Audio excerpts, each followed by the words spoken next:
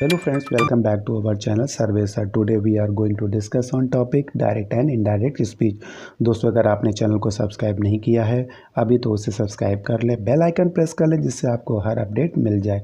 So let's start the topic direct and indirect. सबसे पहले देखिए मैंने चित्र के माध्यम से समझाया आपको है कि सबसे पहला वाला व्यक्ति क्या बोल रहा है, नहीं फर्स्ट पर्सन इसे कहते हैं हाय. दूसरा सेकंड पर्सन कहलाता है जिसने हेलो का जवाब दिया. ठीक, फर्स्ट पर्सन हाय, सेकंड ने रिप्लाई दिया हेलो. अब दूसरे चित्र के माध्यम से फिर हम समझेंगे. पहले क्या बोली, हाय अंकल, मतलब ये फर्स्ट पर्सन हो गया. दूसरे ने क्या जवाब दिया, उसका रिप्लाई दिया हेलो बेटा. First person hi uncle, second person hello बेटा बोलता है. इसको ध्यान रखेंगे, ये डायरेक्ट कि दो लोग आपस में बातचीत करते हैं. स्पीकर यानी कि स्पीच जो होती है हमारी दो प्रकार की होती है. स्पीकर वक्ता के कहे हुए वर्ड्स को दो प्रकार से प्रकट किया जाता है. पहला डायरेक्ट स्पीच, दूसरा इनडायरेक्ट स्पीच. हम आपसे कहेंगे डायरेक्ट, आप किसी बात को कहोगे तो वो हो जाएगी इनडायरेक्ट. अब हम ध्यान देखेंगे डायरेक्ट स्पीच है क्या. When you report the exact word as used by the speaker, it is said to be direct speech. मतलब वक्ता की कही गई बात को ज्यों का त्यों कह देना डायरेक्ट स्पीच कहलाता है. अब हम एग्जाम्पल के माध्यम से अच्छे से समझने का प्रयास करेंगे. एग्जाम्पल में क्या लिखा, he said to me I am going to Lucknow today. तो ही क्या सब्जेक्ट, सेड टू क्या रिपोर्टिंग वर्ब, मी क्या ऑब्जेक्ट. और सब्जेक्ट के द्वारा जो कही गई बात है उसको हम इन्वर्टेड कामा में लिख देते हैं. ठीक है, क्या लिखा, सब्जेक्ट ने क्या कहा, I am going to Lucknow today. ठीक है ना, और किसने सुना, यानी ऑब्जेक्ट ने सुना. ठीक है ना, तो और जो I am going to Lucknow today है वो हमारा क्या कहलाता है, रिपोर्टेड स्पीच कहलाता है. ओके, सब्जेक्ट ने कहा और ऑब्जेक्ट ने सुना. अब देखेंगे हमारा इनडायरेक्ट स्पीच क्या होता है.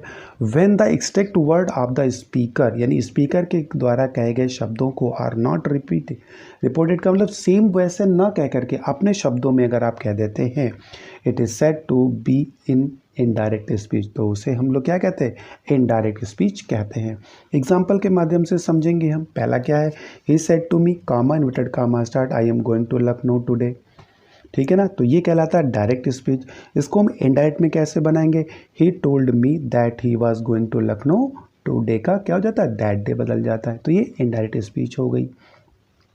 अब देखेंगे हम ध्यान से डायरेक्ट स्पीच के मुख्य पॉइंट क्या होते हैं. भाई डायरेक्ट स्पीच को हम पहचानेंगे कैसे, भाई डायरेक्ट है. ठीक है, डायरेक्ट स्पीच में स्पीकर के कथन को इन्वर्टेड कामा के अंदर रखा जाता है.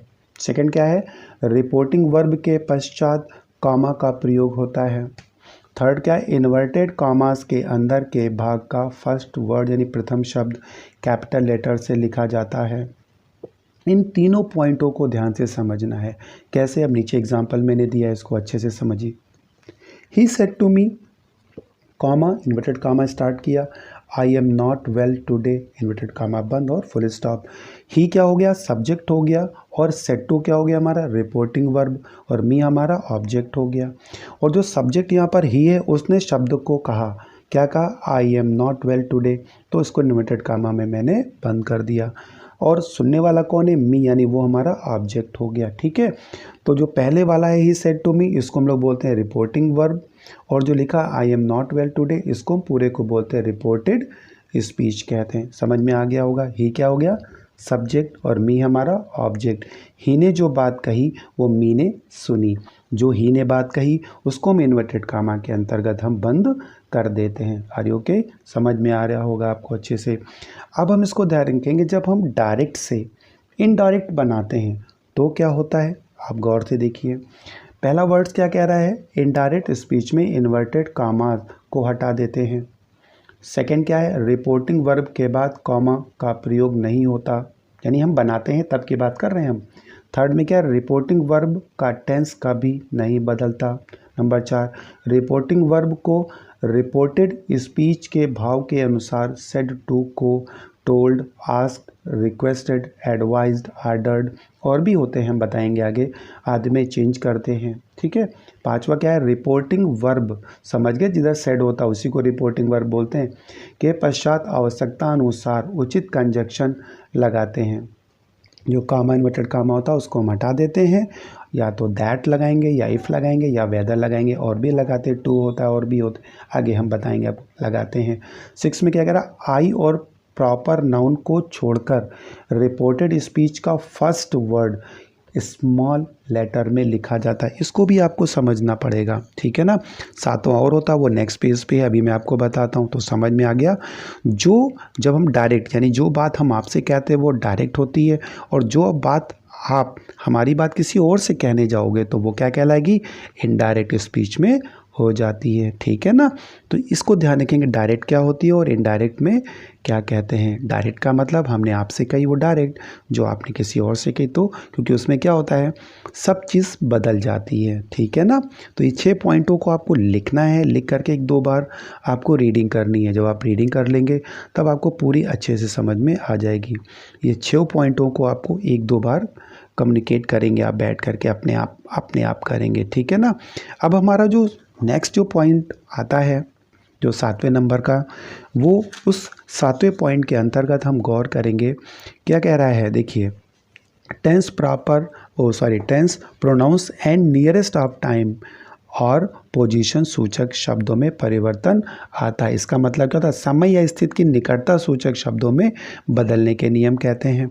तो जो हम आपस में बातचीत करते हैं, उन बातचीत करने जो कम्युनिकेट करते हैं हम आपस में, उसको हम उस भाषा के आधार पर, यानी अर्थ की दृष्टि से सेंटेंस को हम 5 प्रकार से बांटते हैं जो हम बात करते हैं। सबसे पहला ए क्या है, असर्टिव सेंटेंस, जो साधारण सी बात होती है हमारी, यानी सिंपल सेंटेंस कह सकते हैं। बी हमारा इंट्रोगेटिव सेंटेंस, मतलब हम कोई प्रश्न कर लें, यानी क्वेश्चन मार्क वाला इंट्रोगेटिव कहलाता है। थर्ड हमारा यानी सी कहलाता है इम्परेटिव सेंटेंस। इम्परेटिव सेंटेंस वाले होते हैं आदेश वाले, ऑर्डर्ड वाले, रिक्वेस्टेड प्रार्थना वाले, ठीक है ना, सजेस्ट सुझाव देने वाले इसमें आ जाते हैं। फिर डी आता है ऑप्टेटिव सेंटेंस। इसमें क्या होता है, किसी को विश करना या किसी मतलब आशीर्वाद देना या कर्स मीन्स अभिशाप देने वाले इसमें सेंटेंस आते हैं, ठीक है। ई जो हमारा वो उसमें आता है सेंटेंस एक्सक्लेमेटरी सेंटेंसेस। इसमें हुर्रा है, एलास है, ठीक है ना, ओ है। तो ये जितनी खुशी वाले, जॉय वाले, हैप्पीनेस बोलते हैं ना जैसे, या दुख वाले जो होते हैं, जो हृदय को पीड़ा दर्द कहते हैं, उसे एक्सक्लेमेटरी सेंटेंस कहते हैं। तो ये हमारे अर्थ की दृष्टि से सेंटेंस हमारे 5 प्रकार के होते हैं और पांचों की डायनेट बनाई जाती है और सारे पास्ट टेंस में होते हैं। अब डायरेक्ट एंड इनडायरेक्ट स्पीच बनाने से पहले कुछ परिवर्तन भी याद करना होगा, ध्यान रखिएगा, तभी डायनेट बन पाएगा। इनको बनाने के लिए 3 इसके स्तंभ पिलर्स हैं हमारे। पहला क्या, फर्स्ट है पर्सनल प्रोनाउन में परिवर्तन, ध्यान रखिएगा, पर्सनल प्रोनाउन में परिवर्तन। सेकंड क्या, टेंस में परिवर्तन। थर्ड क्या, change of words, expression, nearest of time, और क्या है पोजीशन, मतलब क्या हो गया, समय या स्थिति के निकटता सूचक संबंधों में परिवर्तन। अब कैसे समझेंगे, ध्यान से सुनिए। सबसे पहले पर्सनल प्रोनाउन है, रिपोर्टेड स्पीच के फर्स्ट पर्सन के प्रोनाउन यानी रिपोर्टिंग वर्ब, आरवी का रिपोर्टिंग वर्ब के सब्जेक्ट के अनुसार बदलते हैं। सेकंड क्या, रिपोर्टेड स्पीच के सेकंड पर्सन के प्रोनाउन रिपोर्टिंग वर्ब के ऑब्जेक्ट के अनुसार बदलते हैं। थर्ड क्या कह रहा है, रिपोर्टेड स्पीच के थर्ड पर्सन के प्रोनाउन में कोई भी परिवर्तन नहीं होता है। ध्यान रखेंगे, मैंने इसका आगे चार्ट भी दिया हुआ है, तो चार्ट के माध्यम से भी हम समझने का प्रयत्न या प्रयास करेंगे। अगर चार्ट आपको पढ़ना और याद भी करना पड़ेगा, क्योंकि अगर रिमाइंडर नहीं करेंगे, आप याद नहीं करेंगे, तो आप कभी भी डायरेक्ट नहीं बना पाएंगे। तो थोड़ा सा समझना और लिखना पड़ेगा। तो चित्र मैंने क्या दिया, देखिए एक मैंने चित्र दिया। अब देखिए ऊपर क्या लिखा, सबसे पहले है पर्सन, फिर सब्जेक्ट लिखा, फिर ऑब्जेक्ट लिखा, फिर क्या लिखा, पॉजिटिव लिखा। फर्स्ट पर्सन, सेकंड पर्सन और थर्ड पर्सन कौन कौन से होते हैं, इनको आपको चित्र से समझना होगा। शॉर्टकट में लिखा 1 2 3, यानी 1 first person, subject, second object और थर्ड पर्सन क्या हो गया, एन का मतलब नो चेंज होता है। अब हम टेंसेस में परिवर्तन सीखेंगे।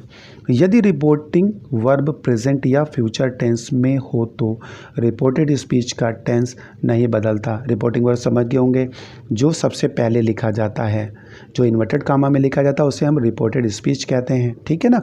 अभी मैंने नीचे लिख भी दिया, ध्यान से देखिए एग्जाम्पल में। डायरेक्ट में क्या लिखा, सीता सेज, देखो सेज कौन सा हो गया, प्रेजेंट टेंस का हो गया। क्या सीता ने क्या कहा, मीरा इज इल, तो इसको हम कैसे डायरेक्ट में बदलेंगे, सीता सेज, कंजक्शन लगाया दैट, मीरा इज इल, देखो टेंस में कोई परिवर्तन नहीं किया, ओके। सेकंड क्या कह रहा है, मोहन विल से, विल आ गया यानी फ्यूचर टेंस हो गया। क्या कह रहा है मोहन ने, Ram bath in the Ganga, ठीक, इन्वर्टेड कामा बंद फुल स्टॉप। तो इसका आंसर क्या बना, मोहन विल से, कंजक्शन क्या लगा, that Ram bathed in the Ganga. इसका मतलब डायरेक्ट आपको मैंने बताया, फिर इनडायरेक्ट बताया। कहने का मतलब रिपोर्टिंग वर्ब प्रेजेंट टेंस या फ्यूचर टेंस में हो तो रिपोर्टेड स्पीच का टेंस नहीं बदलता। समझ में आ गया, इसमें हम कोई भी परिवर्तन नहीं करेंगे, किसी भी तरीके का परिवर्तन नहीं होगा। ध्यान रखेंगे प्रेजेंट और फ्यूचर का, कौन सा, रिपोर्टिंग वर्ब अगर होता है तो, ठीक है ना। अब जो नेक्स्ट हमारा आने वाला है उसके अंतर्गत देखिए जो सेकंड है, यदि रिपोर्टेड स्पीच, ध्यान रखिएगा पहले जो इन्वर्टेड कामा में होता है, यूनिवर्सल ट्रुथ हो, रेगुलेटरी हो या एपिग्राम को दर्शाती हो तो उसका टेंस नहीं बदलता। यूनिवर्सल ट्रुथ का मतलब सार्वभौमिक सत्य जो हमेशा इस ब्रह्मांड में सदैव सत्य रहता है, इसको कोई भी बदल नहीं सकता। ओके, हम भी कहेंगे वो भी सच है, जो आप कहोगे वही सच होगा, मतलब ऐसी कुछ बातें जो हमेशा सच रहती हैं उसको हम लोग यूनिवर्सल ट्रुथ कहते हैं, सार्वभौमिक सत्य। पहला डायरेक्ट में क्या कह रहा है, the teacher said the earth is round.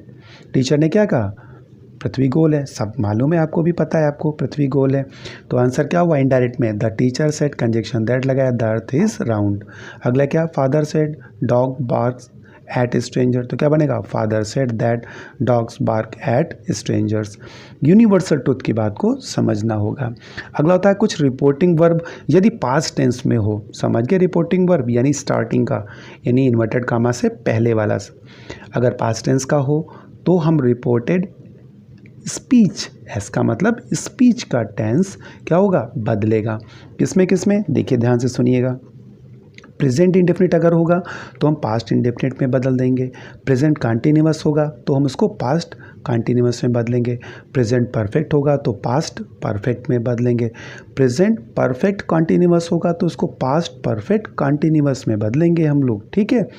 Past indefinite होगा तो पास्ट परफेक्ट में जाएगा। पास्ट कंटिन्यूअस है तो पास्ट परफेक्ट कंटिन्यूअस में जाएगा। और पास्ट परफेक्ट होगा तो नो चेंज, नहीं बदलेगा टेंस में। पास्ट परफेक्ट कंटिन्यूअस, उसमें भी नो चेंज, नहीं बदलेगा। विल होगा तो वुड में, शैल होगा तो शुड में जाएगा। कैन कुड में जाएगा, मे माइट में जाएगा। ऑट टू ही रहेगा, नो परिवर्तन। ओके, मस्ट मस्ट में रहेगा। नीड में ही रहेगा। यानी कि ये तुम्हारे जो अगर रिपोर्टिंग वर्ब पास्ट टेंस का है तो रिपोर्टेड स्पीच के टेंसों में परिवर्तित हो जाएगा। ध्यान रखिएगा, इसको रट लीजिएगा। अब आता है हमारा कैसे change of words expression, nearest of, time और पोजीशन। मतलब हमने आपको बताया था, क्या इसको बोलते हैं हिंदी में, हमने आपको बताया भी था ना। तो आपको इसमें ध्यान रखना कि निकटता सूचक संबंधों या दूरी प्रकट करने वाले शब्दों में परिवर्तन। अब देखो डायरेक्ट जब सेंटेंस में, अभी जो मैंने पहला सेंटेंस दिया था उसमें मैंने बोला था ना टुडे को दैट डे बदल दिया था। इसका मतलब डायरेक्ट में अगर नाउ होगा तो उसको देन में बदल देंगे, नाउ का देन में। और दिस होगा तो दिस का हम कहाँ बदल देंगे, दिस का दैट में, दिस का दोज में, एगो का बिफोर में, दस होगा तो सो में। लास्ट डे या ईयर होगा तो द प्रीवियस डे या ईयर में बदल देंगे। नेक्स्ट वीक ईयर के द फॉलोइंग वीक या ईयर में बदल देते हैं। द डे आफ्टर टुमारो होगा तो क्या करेंगे, इन 2 days टाइम बोल देंगे। टुडे का दैट डे बदल जाएगा। टुमारो अगर होगा तो क्या बदलेगा, द नेक्स्ट डे बदल दो या द फॉलोइंग डे बदल सकते हैं। स्टरडे का क्या होगा, द प्रीवियस डे हो जाएगा या फिर the day before. Last night का the previous night. Next week का द फॉलोइंग वीक हो जाएगा। ए ईयर एगो का क्या में बदलेगा, ए ईयर बिफोर बदल जाएगा। या फिर क्या बोलेंगे, द प्रीवियस ईयर हो जाएगा। द डे बिफोर स्टरडे का क्या होगा, 2 days बिफोर, और कम का गो हो जाएगा। तो ये सारा परिवर्तन डायरेक्ट में होगा और इनडायरेक्ट में बदल जाएगा। अगर आपको वीडियो पसंद है प्लीज़ लाइक शेयर सब्सक्राइब करना मत भूलिएगा। Okay bye.